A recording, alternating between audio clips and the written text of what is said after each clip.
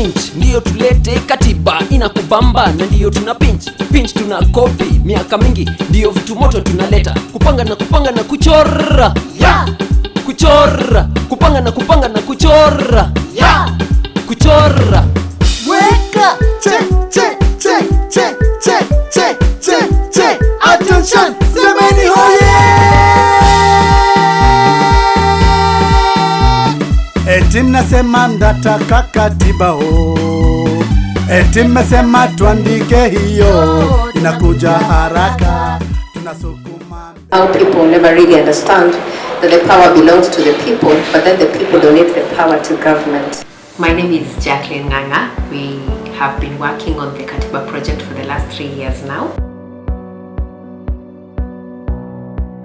The main purpose is to translate the constitution in graphic form in a way that is easy to read and understand, to promote constitutional awareness among Kenyans and have them more engaged in civic participation and political processes. Inasema chukua katiba pande zote. Twende ati. Bossy. Mana bad man. Watu wa Ruben tunawapenda sana, tumewaletea. Ukiuliza chatbot ziko hapa hivi zote zimeenda hivi za white. Hiyo yote ni katiba. We have held a number of community engagements. We initially started doing what we called Katiba Mtaani. We started in Mukuru kwa Ruben, then we went to Muguru Lunga, showcasing the different artwork we have done and developed on the Constitution of Kenya, and letting people really understand what each chapter means and how that translates to their normal lives. Unaweza tuguzia kidogo tuambie Bill of Rights inaongea kuhusu nini? Kuna right to food. Chakula. Wapi luru ya tumbo tafadhali? Wapi luru ya tumbo? Kuna right to life. Right to work. Kama hizo. Our rights. Yeah. To shelter, education. Number 2, freedom of expression. Rights of access, persons. Yeah. Sindio? We then worked on having a participatory puppet theater project. What do you mean? Hi. What to get? Shika kidogo, twende sukuma, shika kidogo. The basic structure of the constitution cannot be played around with. You remember the basic structure of the Constitution of Kenya in 1963 was played around with. You see, we had devolution, or a version of it. It was by the parliament just sat one day, removed it. Yeah? Regional assemblies were removed. We had a parliamentary system of governance. We had a prime minister and everything. It was overhauled. And what the judges were trying to say is that certain things within the constitution are sacrosanct. They cannot be played around with. And even if you want to play around with it one day, you must form a constituent assembly. Like the way we formed the Bomas process. It's not at the political class to sit down and decide the future for us. And then they will only consult us during the referendum. But after your scenario, your family, it's nice and simplistic. Yeah. It can be played with easily. Baba ana consult mboch kuchange sheria, lakini mama anapaya na consult a consulting.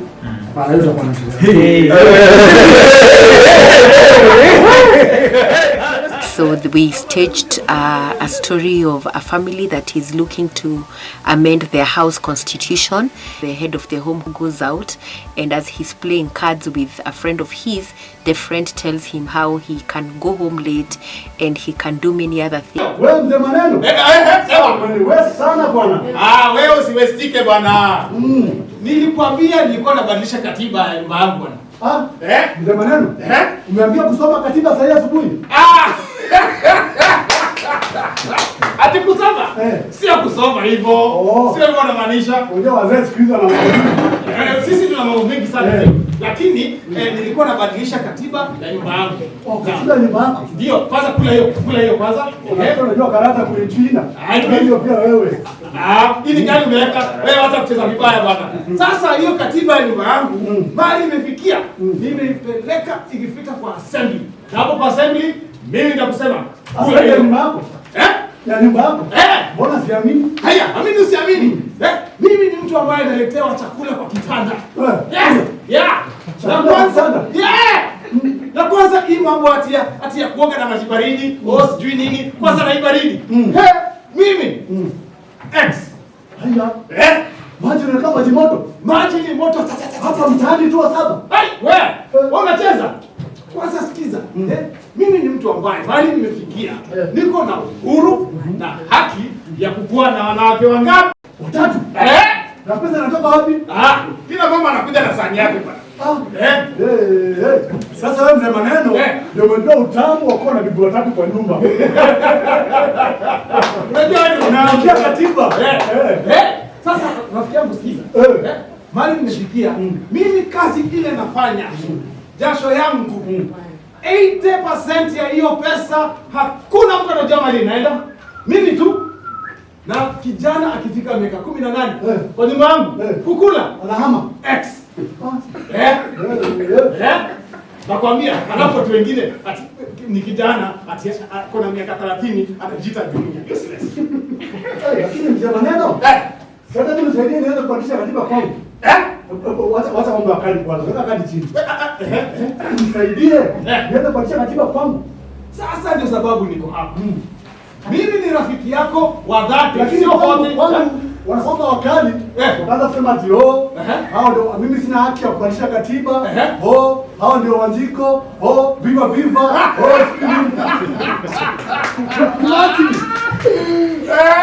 Ati viva viva. Ati wao ndio Wanjiko. Ni viva ama vivo? Viva. Wacha sasa nikwambie. Ile shida uko nayo. Mimi niko hapa kumsaidia. Sasa hebu niambie. Hao watu wako si wako na tushida tudogo? Shida ziko kila mahali. Kama nini? Kama kwa mfano, mama anasema tena chakula ya kutosha, pesa haitoshi. Hata vijana wadogo wale wakubwa wanataka bedroom yao kando na wapewe pia shamba yao waanze kulima. Hizo ndio shida zao. Hizo ndio zao. Yes. Na sasa wewe kama mwanaume, kwanza tusonge karibu kwanza. Sasa wewe shida yako ni gani? Ndio basi najua tu.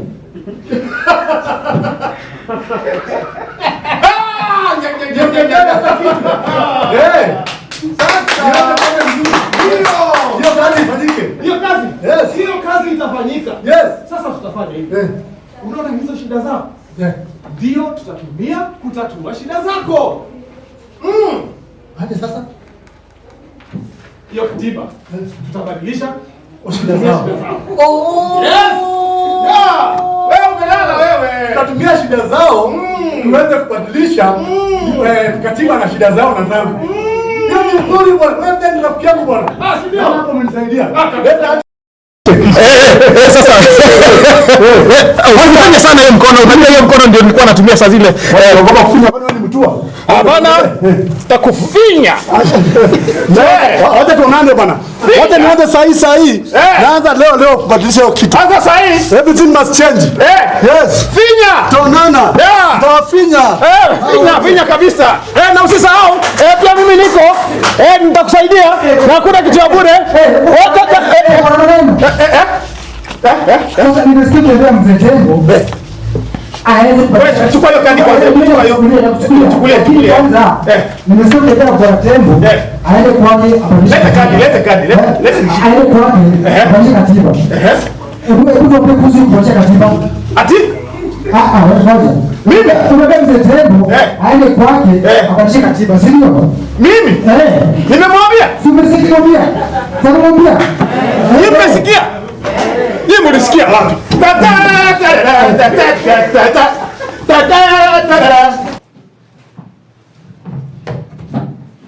Wewe Junior, ndio mama nakuja. Junior, nakuja mama. Yaani nitakuita mara ngapi kwa hii nyumba? Pole mama.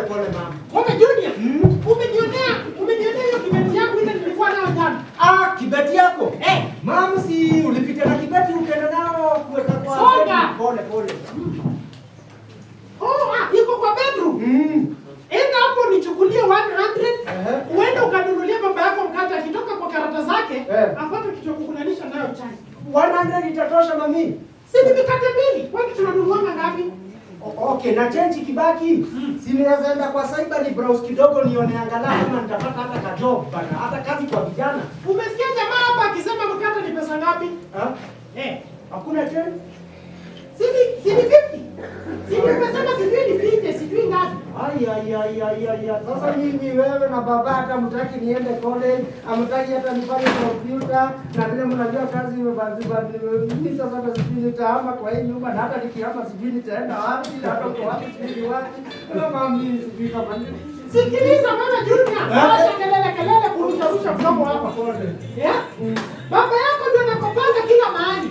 Enda mwambie kulipia hizo vitu unasema saa hii. Lakini anakujaga usiku na akikuja miwa nimelala. Usimuoni. Junior, mtu habari yenu? Aziwa. Uko sawa? Tuko salama. Sasa nimefika bwana. Kwani umekimbizwa na kanjo? Hapana, sijakimbizwa na kanjo. Niko na good news. Na baba umefurahi leo? Yes. Nimefurahi sana. Niko na good news. Good news ya? Tupatie. Zeni kwanza. Number 1. Sisi nyumba inakuanga na shida ya pesa. Baba Junior. Hiyo ni kitu unauliza, hii nyumba iko na mashida zote za hii dunia. Si mnasemanga mara hakuna pesa ya gas, chakula itoshi, hakuna maji, mara stima, sijui nini, si mnasemanga hivyo? Lakini dad, si tunaishi na wewe hapa, unafaa kuwa unajua. Najua. Baba Junior, tuambie ile kitu unataka kutuambia, si kutupeleka Kangemi. Sasa kwanza wewe, Mama Junior, hiyo kulialia yako ati mara nataka uniongezee pesa, nini. Kuanzia leo nimekuongezea 35%. Haya. Iko nini? Hivyo tu. Pesa iko. Si basi uniwekea yangu kwa account mbio. Utawekewa. Na mimi baba, si unaweza nipatia kwa sababu yake ni 35, yangu nipatie 250. Wewe ngoja Junior wewe. Sorry. You are getting out of yourself. Sorry. Na unakuwa mkali. Okay. Sasa. Okay. Hiyo mambo yote nimesema itakuja na katiba mpya ya hii nyumba yetu. Baba Junior. Yaani uweze kutufanyia kitu yote bila kubadilisha katiba ya hii nyumba? Bila katiba mpya, sawa hizo vitu nimesema. Lakini baba, si tuko na katiba. Wewe nyamaza wewe Junior. Sorry. Vitu tamu tunataka, lakini mtu mkubwa na anavaa nje earring. Vitu tamu tunataka Baba Junior. Lakini sasa hatuna pesa. Pesa iko. Tutatoka kwa pesa ya emergency. Tuchukue na pesa ya emergency. Lakini baba, hii si emergency yaki. Ni emergency. Sorry. Kama si hivyo, tutatoka kwa pesa ya chakula. Pesa ya chakula? Unajua katiba tuko nayo inatupatia haki ya kukula vizuri. Hiyo katiba sisi mimi ndio niliandika. Junior, bwana umletea some. Unajua hiyo katiba hakuna haja ya kuleta, nimeshajua. Naijua. Hakuna haja ya kuleta hiyo, tunaijua ni ya kitambo. Itibidi na wakati. Ama kama si hivyo Mama Junior, tutoe kwa pesa ya akina Tatiana, ni watoto werevu sana. Hawahitaji kwenda shule. Tutoe kwa pesa ya shule. Wewe Baba Junior. Yes. Uko na shida yote kweli? Hii katiba inatupatia haki ya watoto kusoma vizuri. Si ndio baba? Kama sio hivyo basi, tutatoa kwa pesa ya matibabu na hospitali. Ai baba, na hii COVID. Yaani unataka tu COVID na mother wewe. Sorry. Na hii COVID. Na hii ya COVID. Sorry. Wewe uko na COVID? Wewe uko na COVID? Baba Junior, tulia Baba Junior, tulia. Unajua baya huyu kijana shida yake ni kila saa WhatsApp, sijui Infinix, sijui TikTok, hiyo ndio shida yao. Kuna kitu anafanya kwa hii nyumba. Fanya hivi. Lazima kama si hivyo basi lazima tucheke katiba leo. Sahi. Lazima tutoe kwa nini mnakataa tubadilishe katiba? Hata hujahusisha mtu wowote. Hii tena si popular initiative. Popular initiative. Ati sio nini? Sio popular, haujahusishi. Popular initiative unajua inamaanisha nini wewe? Popular initiative inamaanisha kitu ambayo ni popular ambayo nimeleta hapa. Nimeinitiate. Kama hii ni popular hapa kwa nyumba. Lakini baba, hiyo ni uongo. Hakuna mtu akina Junior wewe. Siongea tena. Akina Tatiana. Kama ni hivyo basi nataka kuhusishwa. Haya, mko na dakika moja. Kila mtu atoe maoni yake. Hapa Junior chukua yako. Shika yako Junior. Yes. Shika yako mama. muandike ile tu mnataka kwa hiyo katiba mpya mara hii. Sawa sawa? Muandike. Na una kalamu? Niko nayo. Wacha atafute kalamu. Sasa mimi yangu mama yangu naandika. Msiandike vitu mingi. Sorry, naandika vijana wanafaa kuwa vile wanataka. Msiandike vitu mingi sana. Wewe tupatie time. Na kinatatiana niwaandikie nini? Waandikie masomo. Mwa karibu kumaliza? Bado nimeandika ya pili.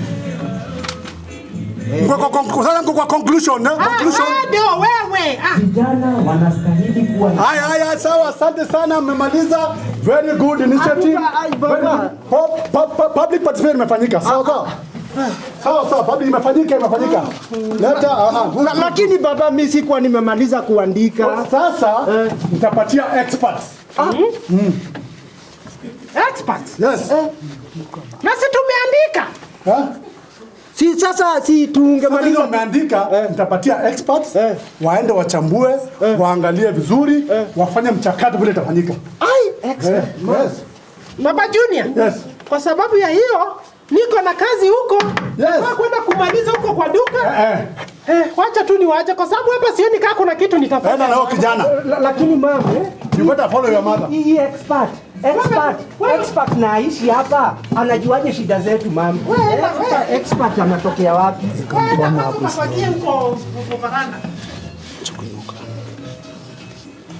Hello. Experts. Nilipewa namba na bwana Maneno akasema mnajua kizungu ile legal language. Yes. Nataka mchangamkie mchakato mwingine hapa nyumba yangu nasumbua na muandike vizuri. Yes, I was told that you are very very good experts. Yes. Nakuja tukutane hapa kwa hoteli saa hii. Yes, pesa iko. Tutakopa kwa pala. Wanaweka mambo inakuwa sawa. Lakini kwa mzee Tembo, hao experts ni akina nani? Hebu tuwaone. Weka! Sisi ni expert sugu. Tunaunda katiba. Tunawaletea dosi zingine mtapenda.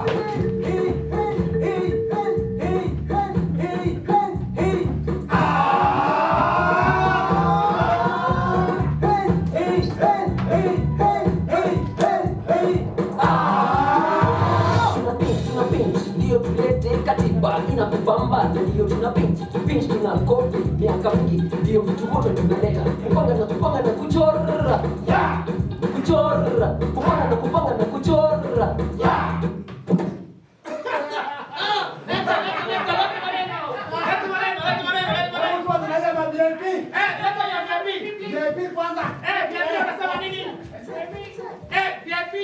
VIP wanasema wanataka loan za gari. Magari. Ayo sawa. Andika hiyo. Haya, tena VIP unataka additional funding ya kaza kidogo ya 35%. Ya basa. Ndio. Na mama. Sasa tuone. Wamama wanasema aje?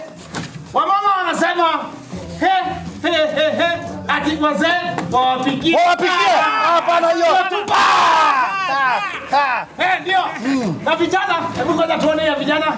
Vijana wanasema waongezewe 15%. Hayo ni sawa. Yaani kidogo. Yende. Na vijana ngoja kuna nyingine hapa hivi. Hii hata kuisoma ni ngumu. Ati vijana wanasema wataka akue vile wanataka kukua. Wataka kukua nini? Kwende. Tamlisha. Na mwisho pale tuone. Hii wazee. Wazee. Sikizeni wazee. Semeni me. Haya. Wazee wanataka wapatiwe wasaidizi watatu. Hiyo sawa. Hiyo yende. Wapate. Sawa, kile kitu kwa sawa huko. Sasa tuangalie. Hebu tuangalie. Wazee iko sawa. Yeah, let's see. Yeah, sawa. Siko sawa. Haya. Tuwape. Katiba tuwape. Tuwape. Haya, ndio. Sasa tupeleke hii.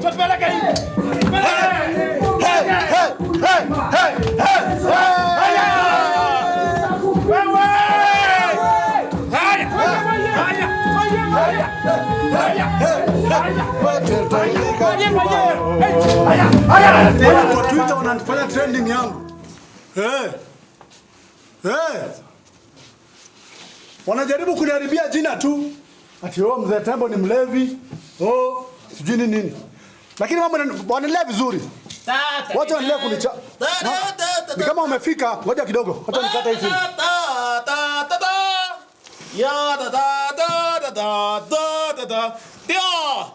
Yes, sasa.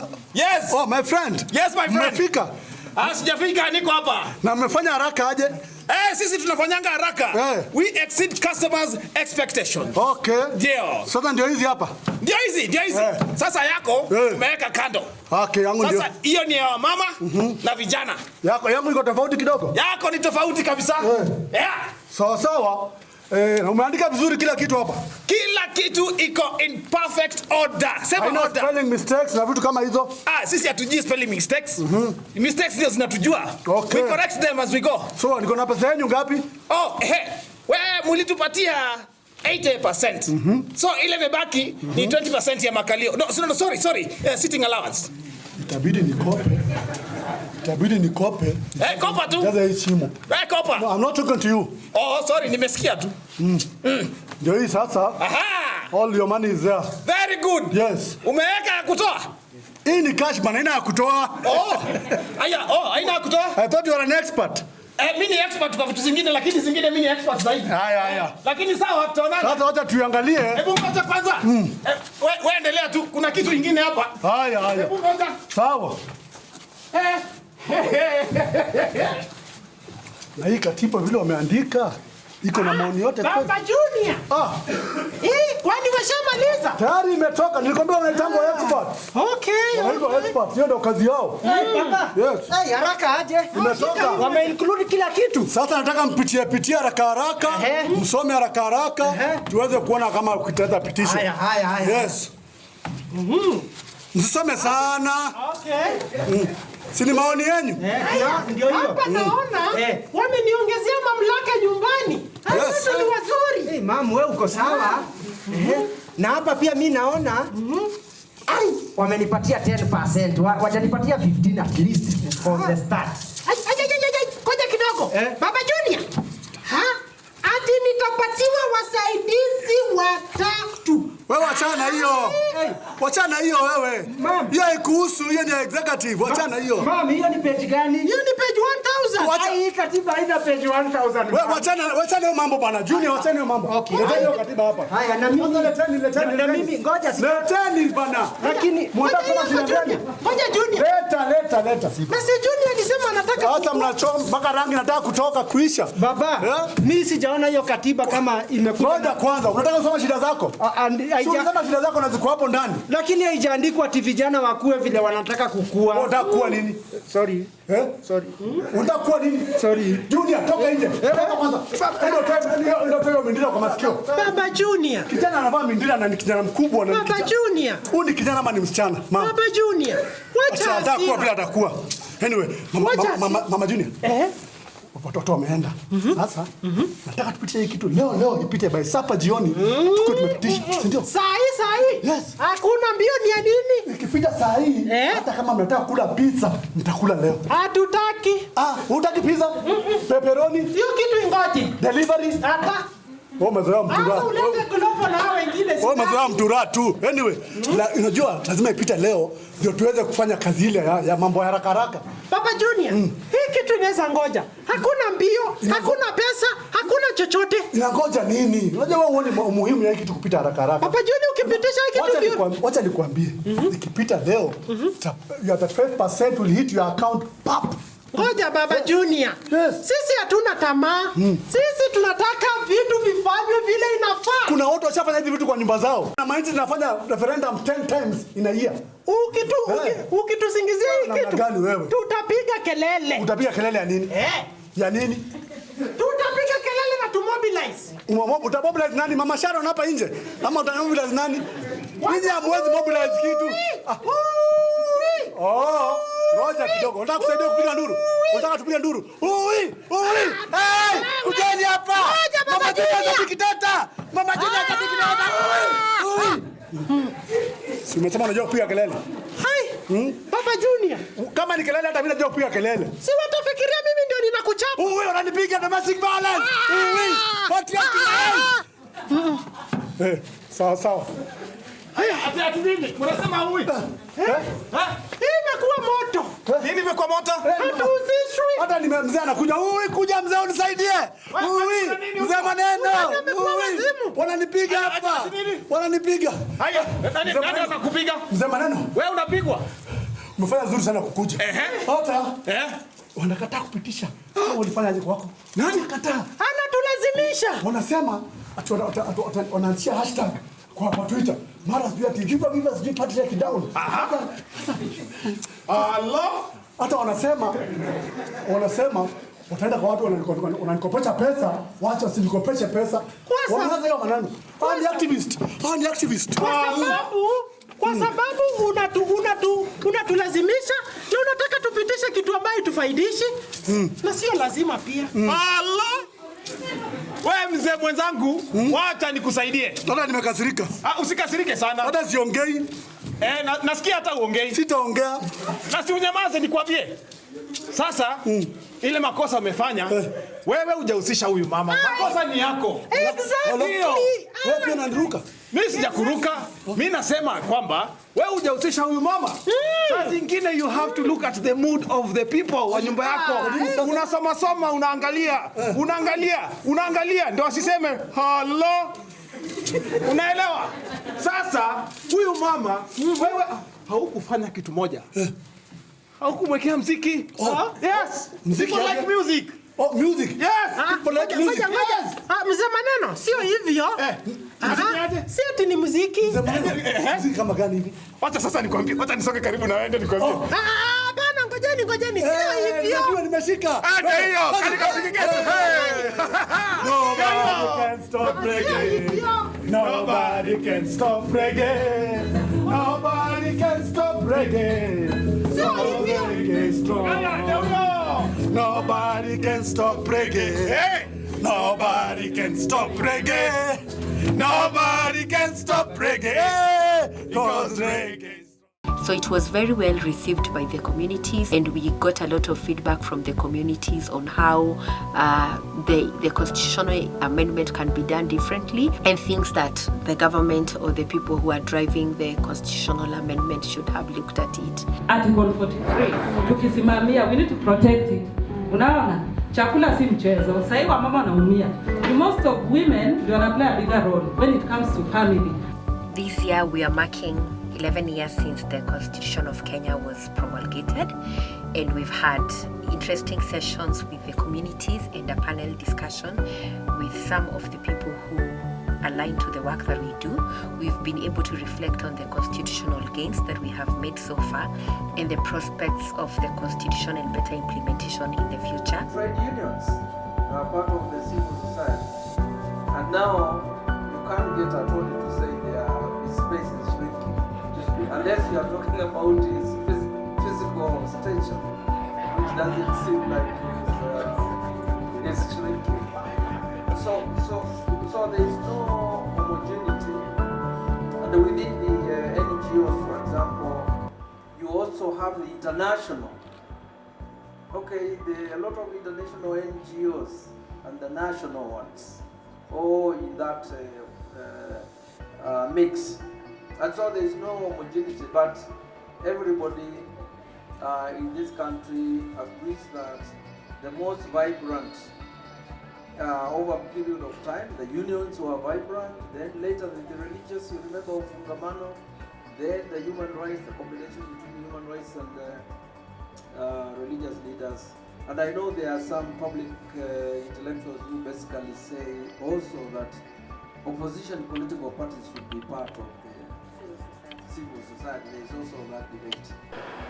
And I think from the time the Constitution was promulgated, there's been a lot of resources on civic education, like continuous civic education. The momentum goes up during the political season. So my question, or just a reflection, that have we failed as civil society to translate this spirit to our citizenry? Yes, civil society in some aspects has failed, but it's because the techniques that a lot of civil society organizations are using do not match the current population that exists. In general, devolution is working, and I guess now we need to start owning our governors and our council. So I think we also need to devolve the cultural mandate and actually try to teach our children that being rich does not make you somebody to be remembered. We can also remember people for other things. People who have been teachers,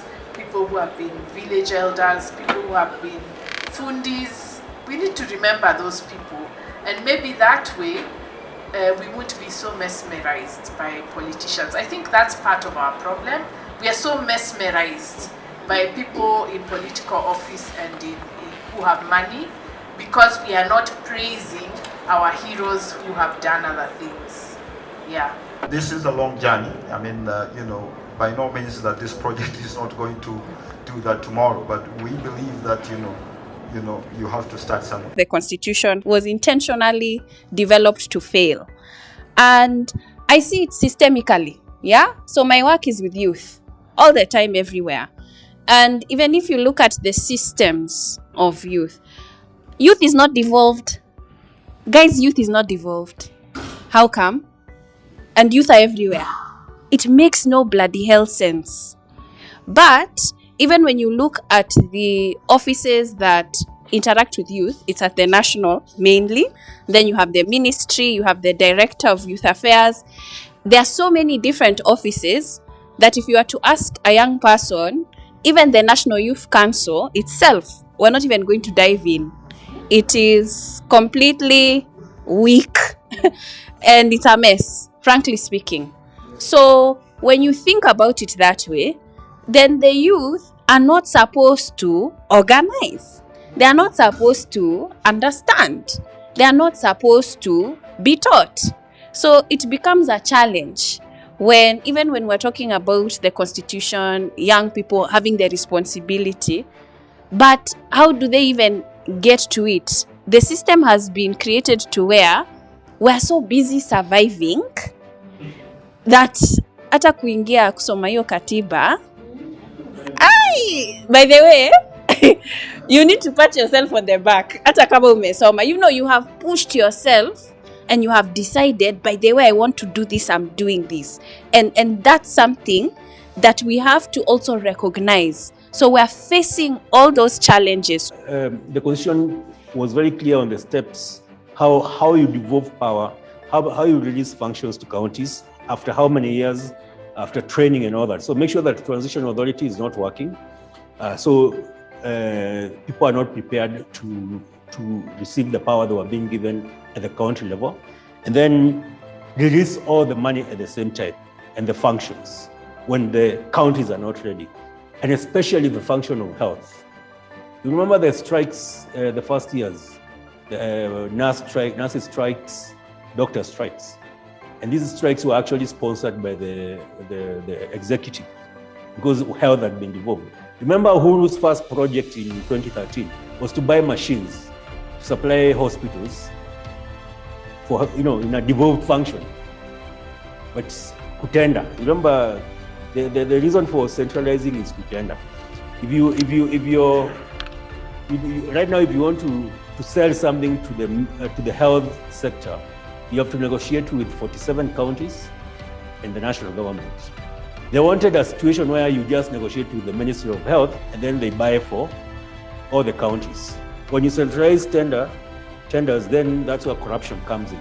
So this constitution was able to fight back. Governors were able to say, we are not going to take those machines because we were not consulted.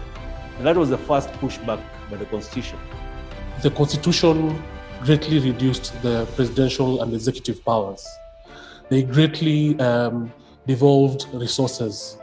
And so there were people who, from the onset, always felt like power should rest somewhere else.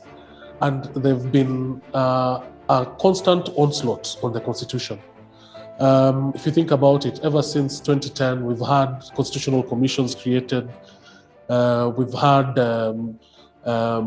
the judiciary getting so many powers.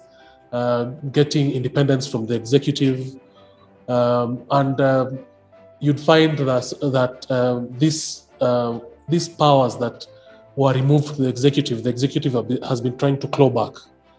And let me give you an example. The Constitution envisaged total devolution and envisaged that the provincial administration would be restructured in a way that would allow the governors and the devolved units to work.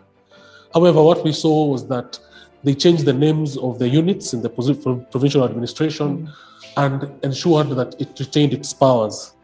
The National Police Service was supposed to create something called county policing authorities, where the governor would be a chair, and it would create sort of a mechanism in which counties can participate in the security mechanism of that area and all other areas in Kenya. But you'd find that that part of the constitution was never given life. So we have it in the National Police Service Act, but we don't have it in reality. We had very robust constitutional commissions that were meant to professionally take over certain powers that Kenyans had found to have been abused by the state in the past.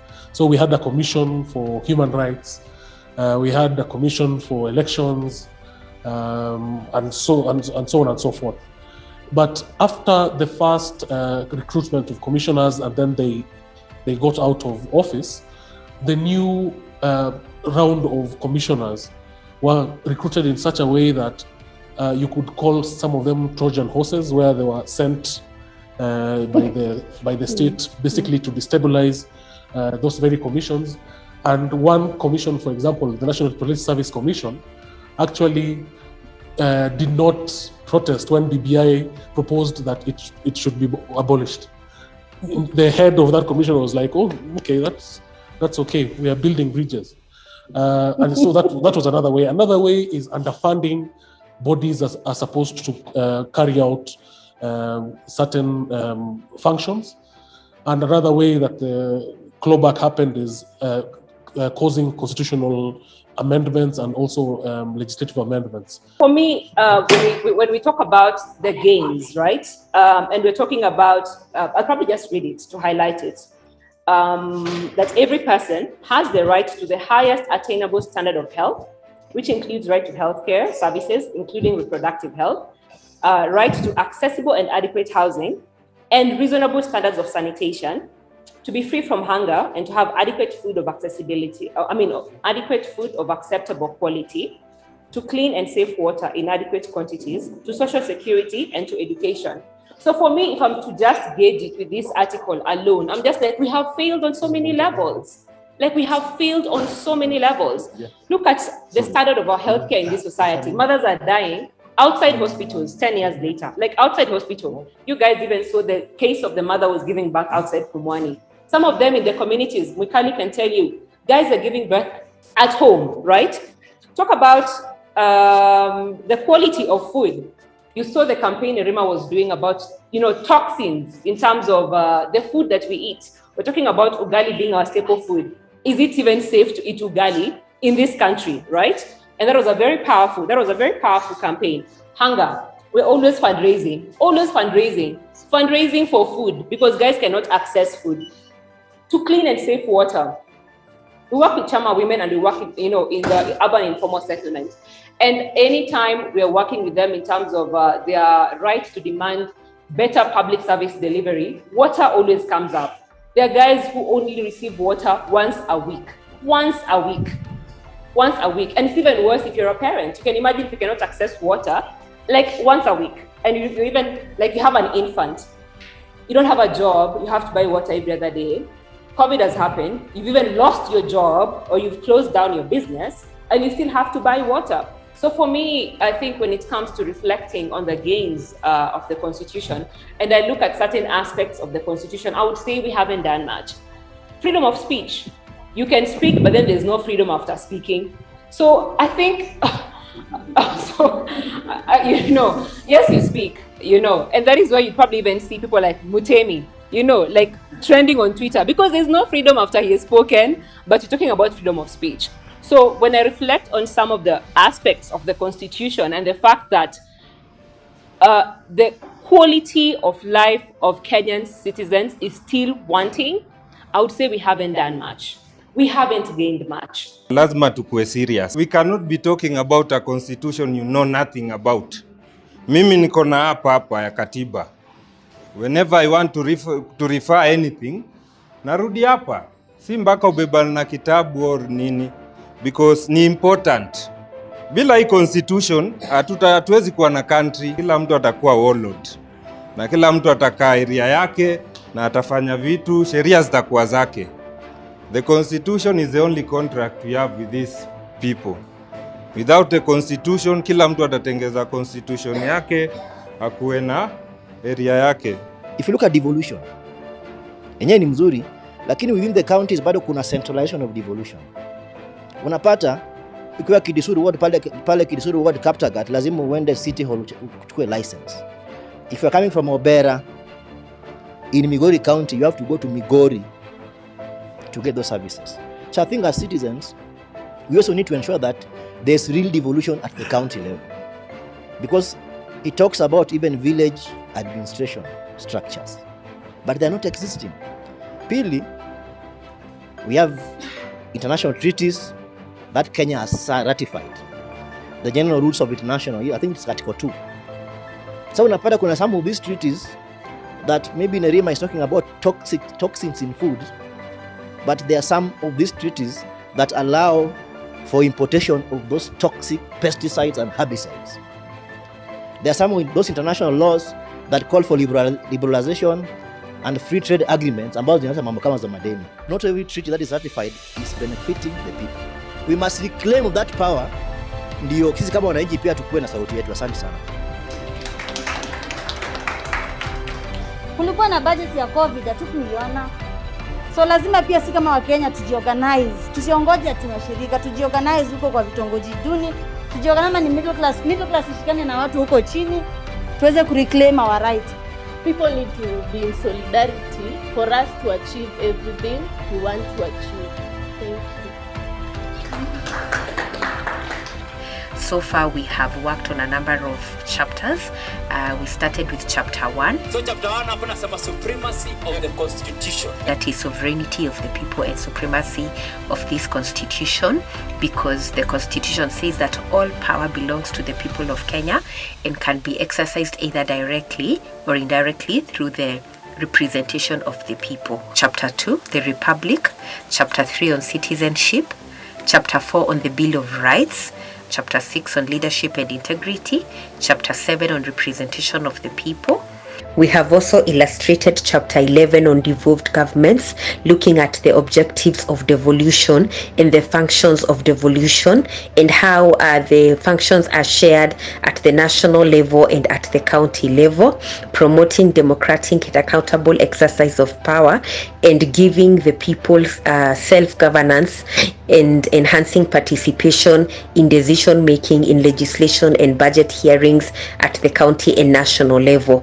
We also looked at how devolution tackles the issue of equitable distribution of resources throughout Kenya. Chapter 12 on public finance management has been an interesting one, and we are currently working on 3 chapters.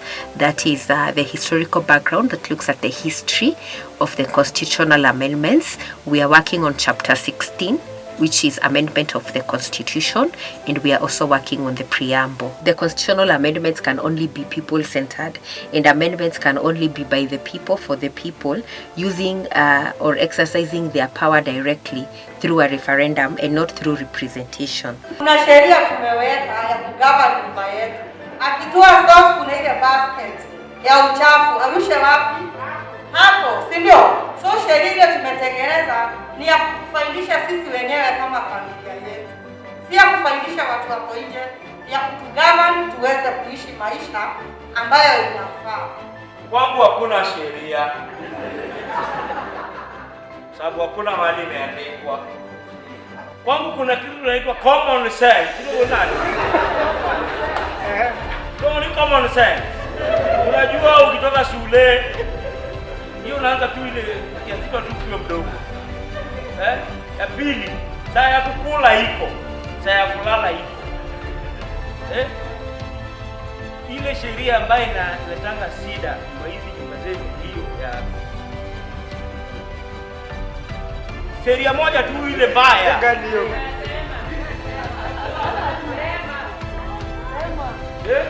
Niseme. Watu wawili tu ndio wanagombana kwa nyumba. Na wao ndio wanaribuni sheria ama wanafunga sheria. Nimesema basi yasema. Hizi sheria wakati ambapo tunazitunga, kuna wale ambao wanatunga na familia. Kama mama amesema pale kwamba yeye alikaa chini na familia na wakakubalia kwamba hizi sheria zitawekwa. Lakini shida ni kwamba vile mzee muuliza, hizi sheria huwa zimeandikwa wapi? Huwa wanaziandika mahali? Ama vile ama ni common sense vile anasema ni common sense. Hizo sheria ziko, si ndio? Wako nazo za nyumba. Already kuna hizo zenye wamekuwa wakitumia despite the fact that imekuwa ngumu kuzitimiza. So one of the problem yenye already wako nayo walikuwa wanafaa kufind solution ni si wamekuwa na hizo sheria na wamekuwa wakizifuata although hawajaweza kufikia malengo yenye juu. Sasa tunasikia kama wanasema alikuwa anampatia kiwango fulani anaiongeza tu 35%. So the only solution hapo ya kwanza inafaa wakae chini waulizane hizi sheria zenye ziko ni nini tunaweza fanya tuziimprove badala ya kuzibadilisha. Mimi naona ile njia angetumia kwanza ni kuita familia yote awape time, awaeleze kwa nini anafeel katiba inafaa kubadilishwa na wapatie time. Cause venye umeona hakuna time amepea msee akwambia unajua tuko karibu na conclusion na hata kuandika ile kitu inakufavor. That na mimi nimefeel anabadilisha hii katiba ndio vitu ziweze kufavor because pale katiba zimekuwa ilikuwa badilisha ya bibi na mtoto yake ni gani, interest yake ni gani hapo juu hajasema mimi nimebadilisha kutoka hii hadi. So for me nilifeel anataka hii katiba ibadilishe in benefit yake. Mwambie ni nini? Nikipika saa hii hata kama mnataka kula pizza nitakula leo. Hatutaki. There is a lot of need of awareness. Mafunzo kama hii forum ndio watu waweze kuelewa. Kwa sasa zingine naweza ambia watu waelewe, ndio wana complain. Bado unaona tena wakiangalia kwa media, ile information wanapata tena wanajiuliza. Ni kama kuna kitu kizuri kinatokea. But it is because we don't have that information. So there is a lot of need hata kama ni katiba. Time kuna mpango mzuri ile hata kama watu watakuja the whole day. Wanasikiliza polepole, mnapelekwa polepole. Concerning zile issues that affect us community. Ya sasa tunakuwa hata sisi tuko settled kusikiliza vizuri polepole. Kenya made history in 2021 after the appointment and swearing in of the first female Chief Justice, Justice Martha Koome. I, Martha Karambu Koome, Chief Justice of the Republic of Kenya and President of the Supreme Court of Kenya, do swear in the name of the Almighty God to diligently serve the people and the Republic of Kenya and to impartially do justice in accordance with this Constitution as by law established. And we have 3 ladies leading the judiciary. We have the Chief Justice, we have the Deputy Chief Justice, and we also have the Chief Registrar, Ms. Anna Ahmadi. Kenyans made history after petitioning the International Monetary Fund to cancel the 2.34 billion loan allocated to Kenya, arguing that the previous loan and grant monies had been mismanaged and lost to corruption.